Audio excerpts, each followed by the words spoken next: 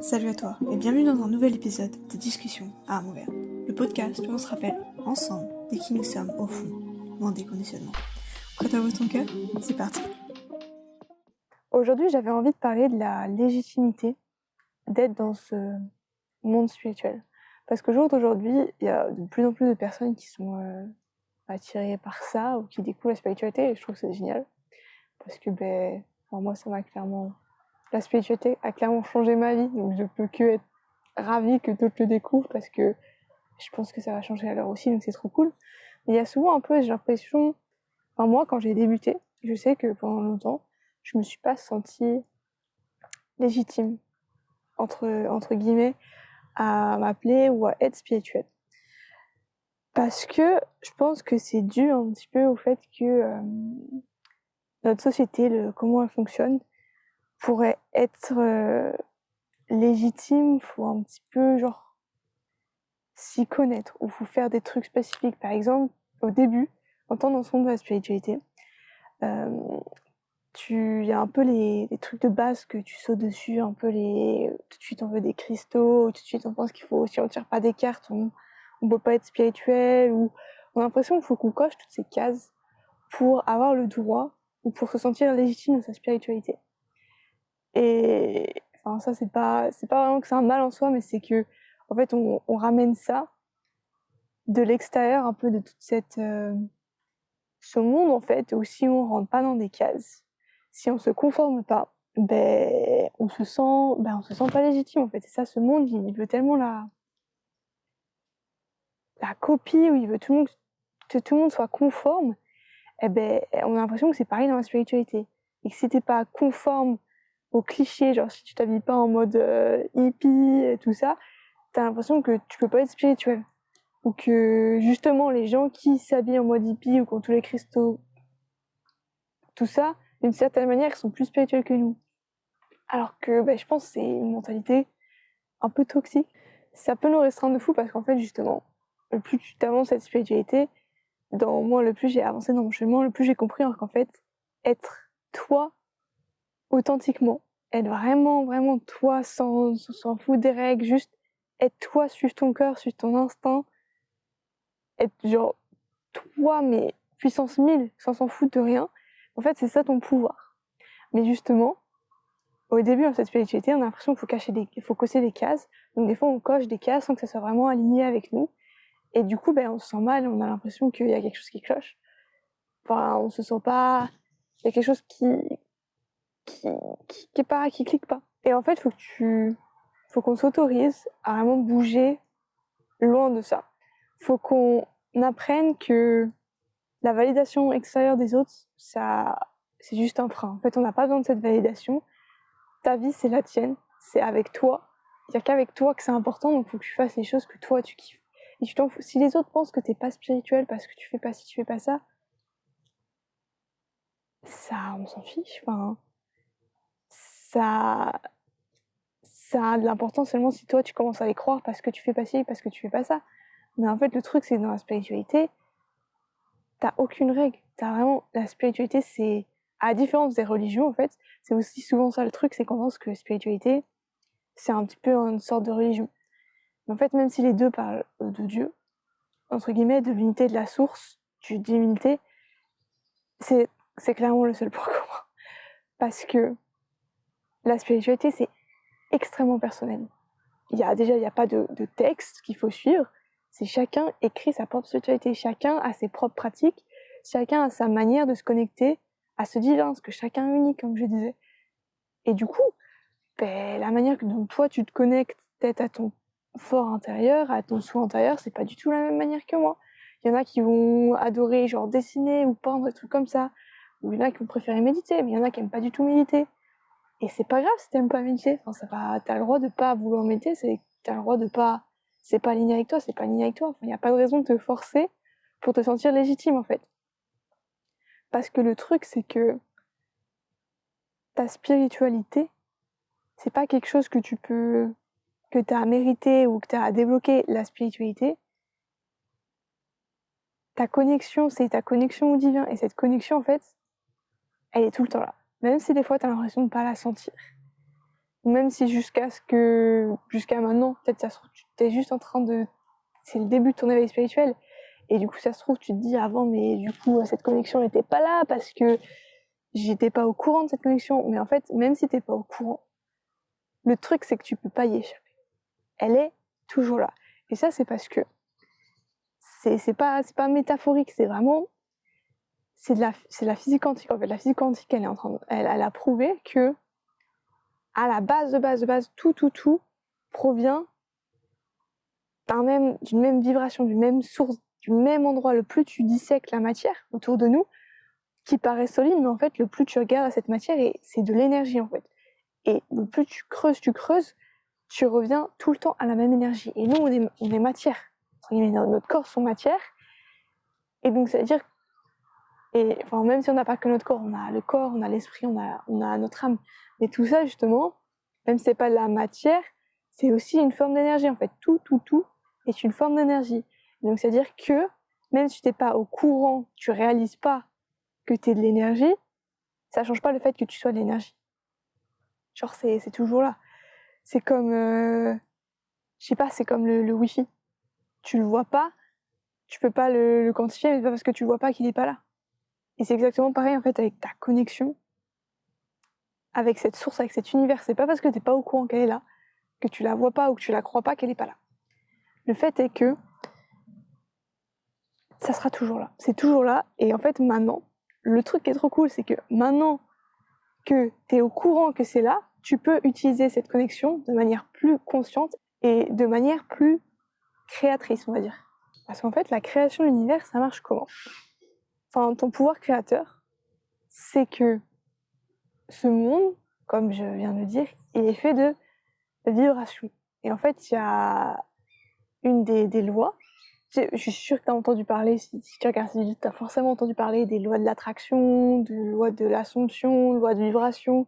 Enfin, toutes ces lois-là, en fait, c'est ça. C'est comment cet univers fonctionne, mais de manière, pas juste de manière, parce qu'on peut croire que l'assomption, c'est quelque chose de très spirituel, de très théorique, de très métaphorique, mais en fait, ça a des racines très scientifiques. Encore une fois, avec la physique quantique. Parce qu'en fait, comment ça marche? C'est que le monde étant fait de vibrations, les vibrations similaires s'attirent. C'est comme la radio. La radio, si tu es sur la bande 97.6 FM, si toi tu mets cette fréquence, cette fréquence, tu vas capter autour de toi tout ce qui est à 97.6 FM. Mais s'il y a quelque chose qui est à 101.1 FM, toi tu peux pas le capter. Ça veut pas dire qu'il est pas là, c'est juste que vu que t'as pas les récepteurs, t'as pas la bonne vibration, tu peux pas le voir. Et du coup, la loi de la vibration, la loi de l'attraction, c'est ça en fait, c'est changer consciemment, parce que t'as le pouvoir de consciemment changer ta vibration. Et quand tu changes cette vibration, tu peux attirer à toi les trucs qui sont sur cette même vibration. Donc si tu veux, par exemple, si le 101.1 FM, c'est la voiture dont tu as toujours rêvé, si toi, en fait, le travail que tu as à faire, c'est à te mettre à ce 101.1 FM, et quand tu vas te mettre à ce 101.1 FM, presque de manière magique, la voiture dont tu voulais, que tu croyais impossible, elle va arriver à toi. Mais forcément, ça se fait pas un petit peu changer de fréquence comme ça se fait pas en un clin d'œil. Parce que du coup, pour changer sa fréquence, en fait, c'est un travail intérieur, plus qu'extérieur, même si l'extérieur va suivre, parce que vu que les choses, le monde matériel, avant d'être matériel, en fait, c'est des idées, c'est de l'énergie en idées, tout ça, qui en fait, le plus tu y penses, le plus ça ralentit, le plus ça vient sur Terre. Il y a quand même tout un travail intérieur, donc de changer toutes ces idées, toutes ces croyances que tu as en toi. Faut les changer, faut faire ce travail-là. Et c'est pas facile. Parce que notre société cherche un peu à nous...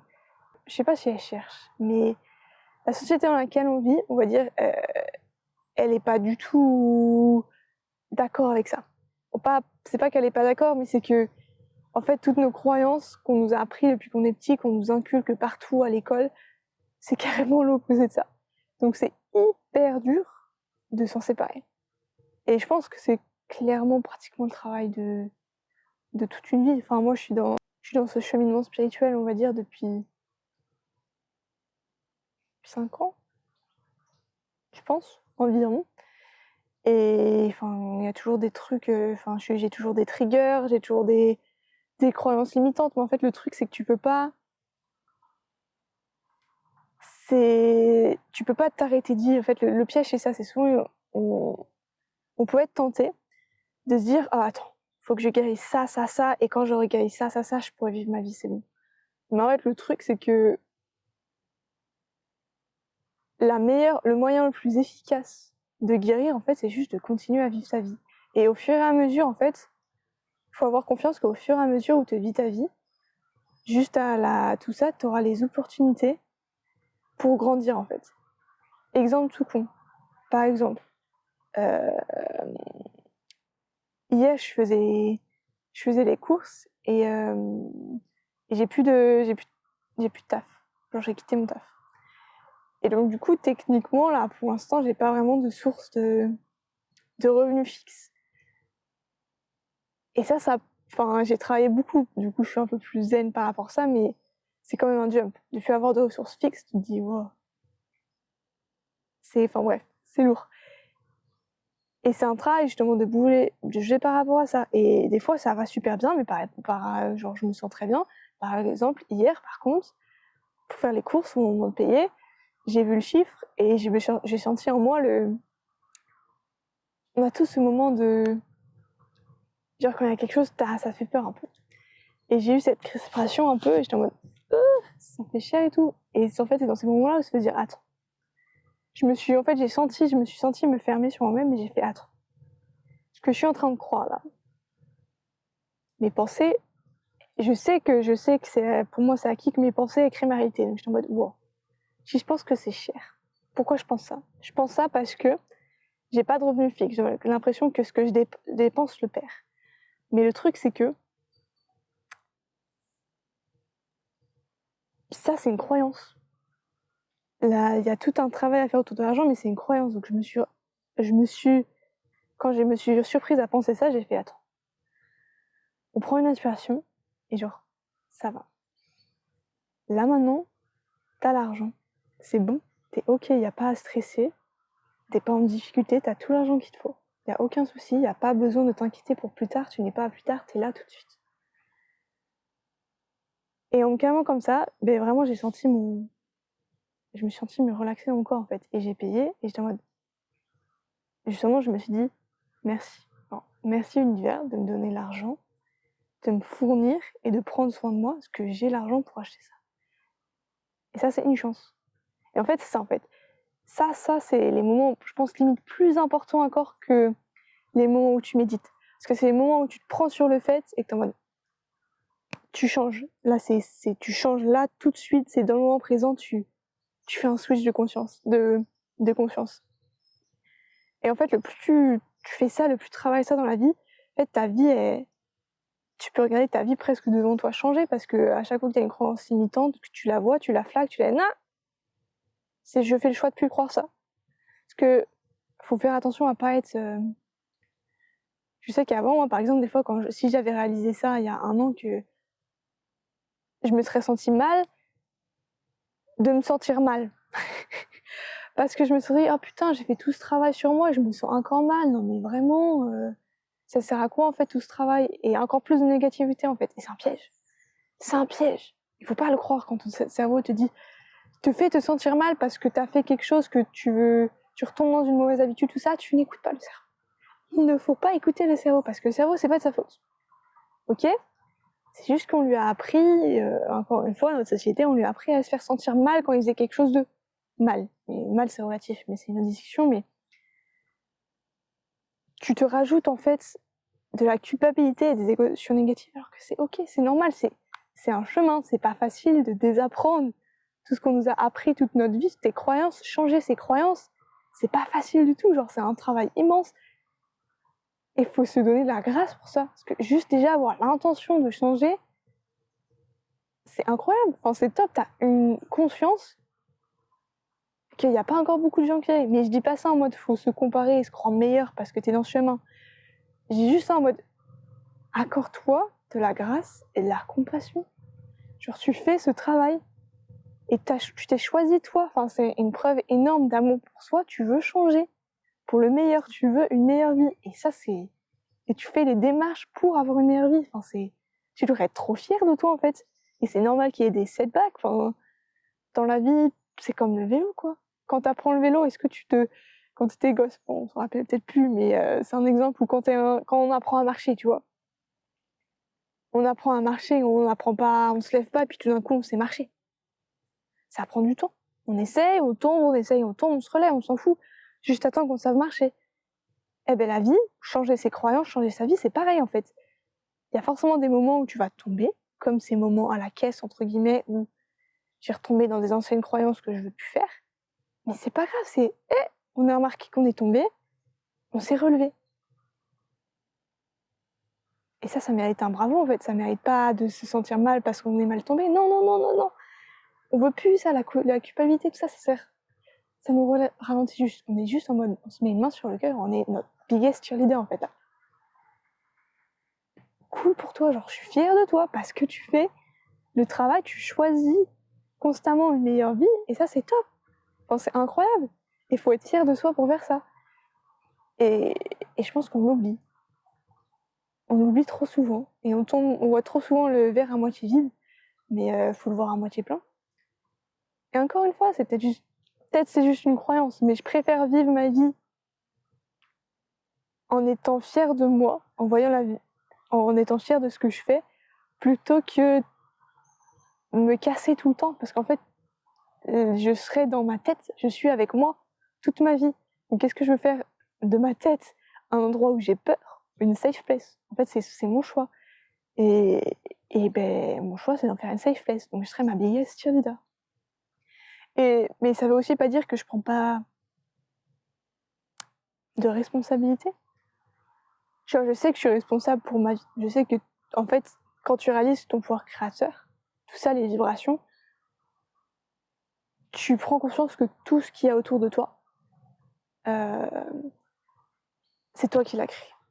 Et des fois, il y a des trucs que j'aime pas. Ou même, en fait, s'il y a des trucs qui te plaisent pas, c'est qu'il y a quelque chose que faut que tu changes dans ta vie. Et c'est hyper responsabilisant, mais le truc, c'est qu'il faut le faire. C'est pour ça qu'en fait, maintenant, c'est marrant parce que des fois, je me plains. Genre, ou quand je tombe, mais justement dans une rente, je suis en mode putain, je suis pas contente, blablabla. Et il y a cette voix qui dit attends, mais c'est moi qui crée ma réalité en fait. Il y a plus. Je suis pas une petite victime en fait. J'ai eu ce déclic. La spiritualité t'apporte ce déclic que t'es pas une petite victime en fait. C'est pas. La vie, c'est pas le hasard des circonstances. C'est pas. Tu te fais pas balayer par la vie comme une boule de. Comment ça s'appelle? Les jeux où on tire là. Flipball.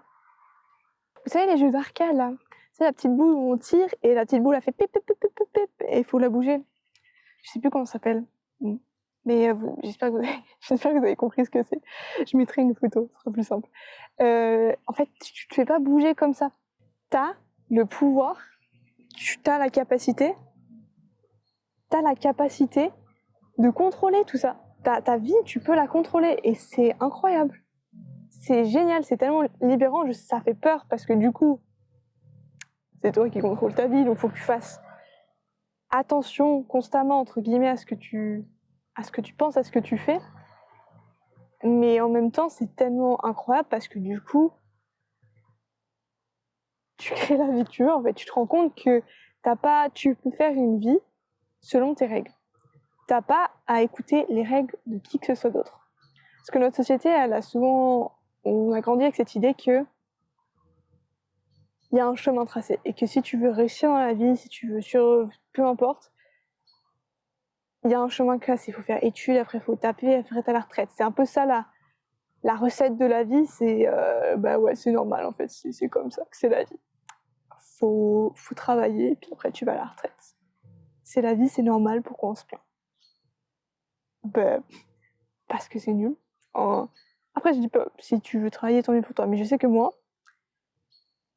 ou si tu veux avoir un taf, je dis pas qu'il faut pas avoir un taf. Il y en a qui s'éclatent dans les tafs. Mais ce que je veux dire, c'est que il y en a beaucoup, au jour d'aujourd'hui, ils font des tafs, pas parce qu'ils les aiment. Peut-être ça va, c'est pas trop mal, mais c'est pas ce qu'allume leur flamme intérieure. C'est pas ce qui les fait vibrer. C'est juste qu'il y a un taf parce qu'il faut payer ci, parce qu'il faut payer ça, donc tu fais un taf.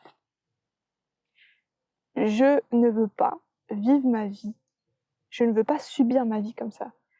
Il y a tellement peu de temps sur Terre, il n'y a rien. On n'a même pas 80 ans. Les 80 ans, peut-être un peu plus, mais genre, on a tellement peu de terre, on a tellement peu de temps sur cette Terre qui est incroyable, qui est à couper le souffle.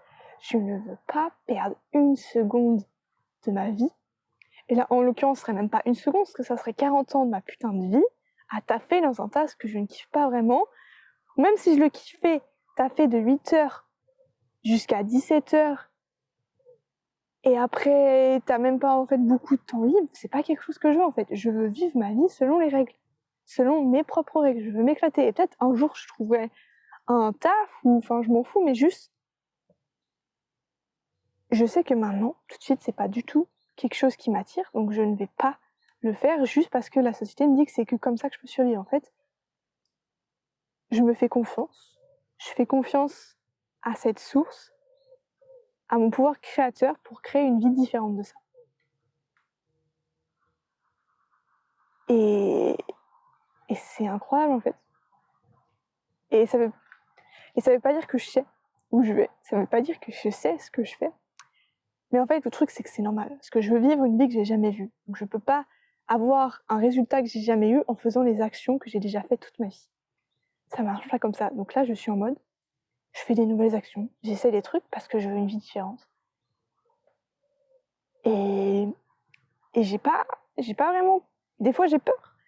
Mais en même temps, le plus souvent, j'ai pas peur. Parce que justement, je me rappelle constamment, je fais le travail jour après jour de me rappeler de mon pouvoir créateur, de me rappeler qui je suis et de me dire que ça va aller. Je sais pas où je vais, mais ça va aller. En fait, j'encourage à tout le monde sur ce chemin spirituel. Je veux que tout le monde soit dans cet état dans lequel je suis. En fait, je veux que tout le monde se réalise à quel point il est puissant et à quel point tu peux changer ta vie. En fait, le monde peut être à tes pieds. Si tu le choisis, le monde est à tes pieds. Parce que le monde n'attend que toi, en fait. Et ouais, reconnecte-toi à cette puissance intérieure, à ce fort intérieur. Et moi, je sais, après, peut-être t'aimes pas lire, moi je sais, j'ai vraiment lu un livre. Je suis en train de lire une trilogie, mais le premier livre a vraiment changé ma vie, cette trilogie. Ça s'appelle Conversation avec Dieu. Franchement, il est je crois qu'il est en dessous de 9€. Tu peux le trouver dans Leclerc Culture, Fnac, tout ça. Conversation avec Dieu, de Neil Donald Walsh. Je mettrai une petite image aussi. Ce livre a changé ma vie. Voilà. C'est une claque dans la figure. Et il y a tellement de choses qui ont cliqué quand j'ai lu ça, mais genre ça a résonné, tu sais, quand tu lis quelque chose et genre t'as ce sentiment de ouais, genre ça fait sens, mais au niveau atomique, dans ton cellule, tu sais, ouais, c'est quelque chose, ça te rappelle, ça sonne tellement vrai. Voilà, ce livre c'était ça, mais genre page sur page. Mais bon, bref, franchement, ça sera, je pense, les 10€ les maisons ici de ta vie.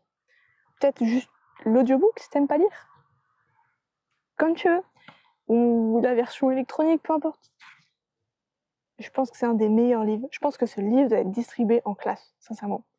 Mais bon, il ne le sera pas dans nos classes parce que ils se font pas. L'école fait partie de ce système d'endoctrinement et tout ça, mais c'est une discussion pour plus tard. Mais franchement, ce livre, si tout le monde pouvait le lire, notre société serait... les humains, pas notre société, les humains seraient tellement plus heureux. Mais vraiment. Eh bien, je crois que c'est tout. J'ai un peu perdu le fil, je sais plus ce que je disais avant, donc on va dire que c'est tout pour le moment. Merci d'avoir écouté et j'espère que J'espère que ça t'a un peu remonté et que t'es prêt à croquer la vie à pleines dents, comme on dit. Et si c'est le cas, n'hésite pas à liker la vidéo ou à la partager à quelqu'un d'autre qui pourrait en avoir besoin pour faire passer le message, quoi, et pour qu'on se réveille tous un peu et qu'on commence un peu à kiffer notre vie, parce que c'est trop triste de passer notre vie pas heureux, en fait. Donc voilà. Je te souhaite le meilleur et à la prochaine fois.